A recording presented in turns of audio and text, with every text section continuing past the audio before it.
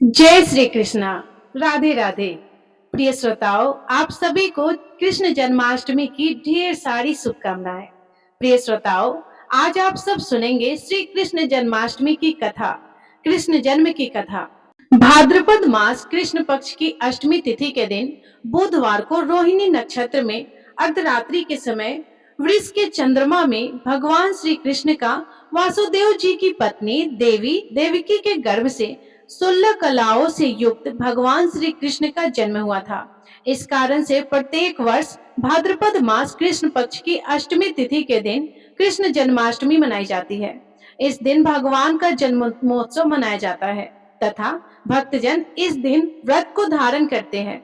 जो भी भक्त सच्ची श्रद्धा के साथ कृष्ण जन्माष्टमी का व्रत धारण करते हैं तथा कृष्ण जन्म की कथा का श्रवण करते हैं, इससे भगवान श्री कृष्ण की विशेष कृपा प्राप्त होती है। व्यक्ति के सभी प्रकार के पाप और ताप नष्ट होते हैं तथा पुत्र, धन, सुख, समृद्धि आदि में वृद्धि होती है। तो आइए सुनते हैं कृष्ण जन्माष्टमी की कथा। तो प्रेम से बोलिए भगवान श्री कृष्ण की जय। सर्व देवी देवताओं की जय। कथा के अनुसार द्वापर युग में पृथ्वी पर राक्षसों के अत्याचार बढ़ने लगे। पृथ्वी गाय का रूप धारण कर अपनी कथा सुनाने के लिए तथा अपने उद्धार के लिए ब्रह्मा जी के पास गई। ब्रह्मा जी सब देवताओं को साथ लेकर पृथ्वी को भगवान विष्णु के पास क्षीर सागर में ले गए। उस समय भगवान विष्णु अनंत सैया पर शयन कर रहे थे। भगवान की स्तुति करने पर उनकी निद्रा भंग हो गई। इसके पश्चात देवता ब्रज मंडल में आकर यदुकुल में नंद, यशोदा तथा गोप गोपियों के रूप में अवतरित हुए। द्वापर युग के अंत में मथुरा में उग्रसेन राजा राज्य करते थे। उग्रसेन के पुत्र का नाम कंस था। कंस ने उग्रसेन को बलपूर्वक सिंहासन से उतारकर कारागार में डाल दिया और स्वयं राजा बन बैठा। कंस की बहन देवकी का विवाह वासुदेव के साथ हुआ।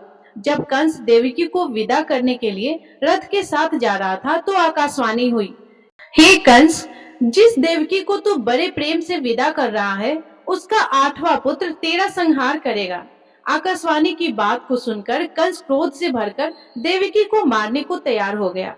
उसने सोचा न देवकी होगी और न उसका पुत्र होगा।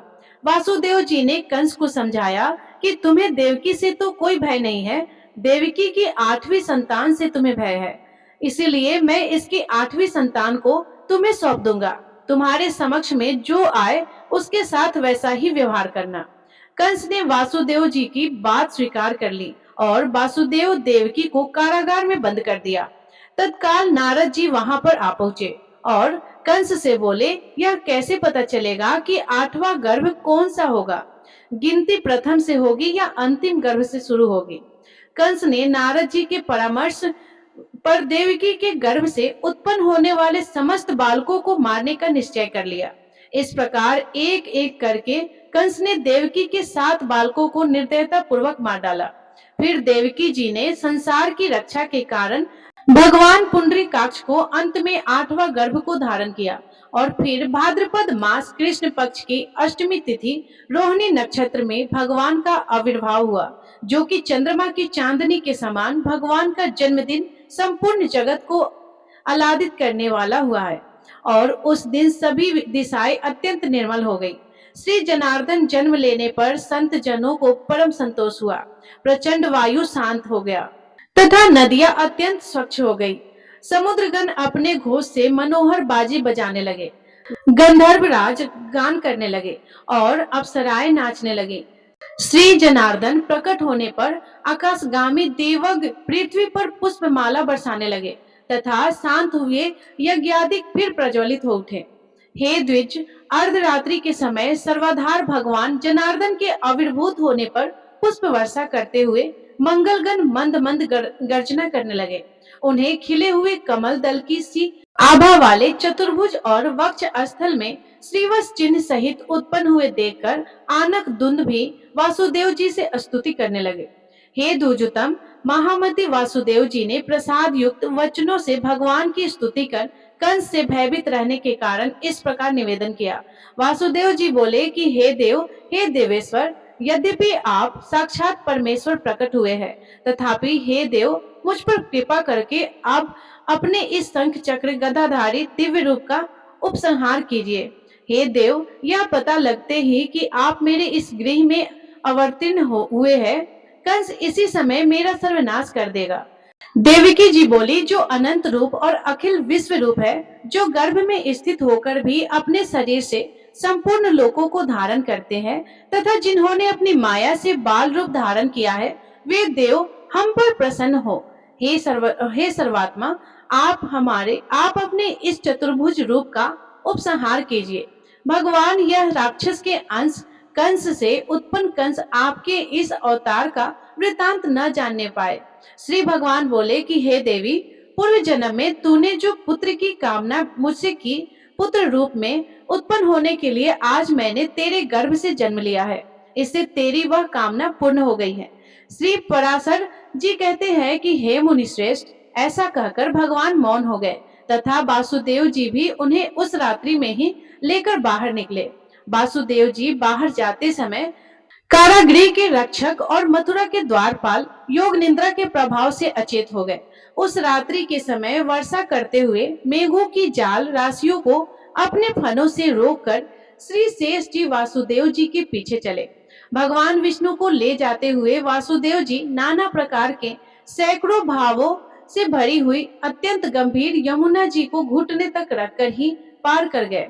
उन्होंने वहां यमुना जी के तट पर ही कंस को कर देने के लिए आए हुए नंद आदि वृद्ध गोपों को भी देखा। हे मैत्रेंद्र, इसी समय योग निद्रा के प्रभाव से सब मनुष्यों को मोहित हो जाने पर मोहित हुई यशोदा ने भी एक कन्या को जन्म दिया। तब अतिशय कांतमान वासुदेव जी भी उस बालक को सुलाकर और कन्या को लेकर तुरंत यशोदा के शयन गृह से चले गए। जब यशोदा ने जागने पर देखा कि उसने एक नील कमल दल के समान श्याम वर्ण पुत्र उत्पन्न हुआ है, तो उसे अत्यंत प्रसन्नता हुई। इधर वासुदेव जी ने कन्या को ले जाकर अपने महल में देवकी के शयन गृह में सुला दिया और पूर्ववत स्थिर हो गए। हे दुज, तदंतर बालक के रोने का शब्द सुनकर कारगृह रक्षक सहसा उठ खड़े हुए और देवकी के संतान उत्पन्न होने का वृतांत कंस को जाकर सुना दिया। यह सुनते ही कंस ने तुरंत आकर देवकी के रूठे हुए कंस से छोड़ छोड़ ऐसा कहकर रोकने पर भी उस बालिका को पकड़ लिया और उसे एक शिला पर पटक दिया। उसके पटकते ही वह आकाश में स्थित हो गई और उसने शस्त्र युक्त एक महान अष्टभुजा रूप धारण कर लिया। तब उसने ऊंचे स्वर से अट्टहास किया और कंस से रोष पूर्वक कहा, अरे कंस, मुझे पटकने की तेरा क्या प्रयोजन सिद्ध हुआ? जो तेरा वध करेगा उसने तो पहले ही जन्म ले लिया है।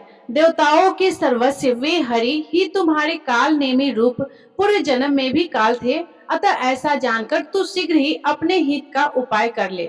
ऐसा कहकर वह दिव्य माता और चंद्रनादि से विभूषित तथा सिद्धगण द्वारा स्तुति की जाती हुई देवी भोजराज कंस के देखते ही देखते आकाश मार्ग में चली गई। यह सब देखकर कंस भी हतप्रभ और व्याकुल हो गया। कंस ने भगवान श्री कृष्ण को मारने के लिए अनेक प्रकार के दैत्यों को भेजा। भगवान श्री कृष्ण ने अलौकिक माया के कारण सभी दैत्यों को मार डाला और भगवान ने फिर कई प्रकार के बालपन में लीलाएं की और फिर बड़े होने पर कंस को मारकर उग्रसेन को राजगद्दी पर बैठाया। इस प्रकार से श्री कृष्ण की पुण्य जन्म तिथि को तभी से सारे देश में बड़े हर्ष और उल्लास के साथ मनाया जाता है। तो बोलिए प्रेम से भगवान श्री कृष्ण की जय, सर्व देवी देवताओं की जय। तो प्रिय श्रोताओं, ये थी कृष्ण जन्माष्टमी व्रत की कथा। यदि ये कथा आपको पसंद आई है तो वीडियो को प्लीज लाइक कर दीजिएगा और अपने दोस्तों के साथ शेयर कीजिएगा। और यदि आप चैनल पे नए हैं तो चैनल को सब्सक्राइब कर दीजिएगा, क्योंकि हमेशा आपको हर व्रत से जुड़ी हुई कथाएं इस चैनल पे सुनने को मिल जाएगा।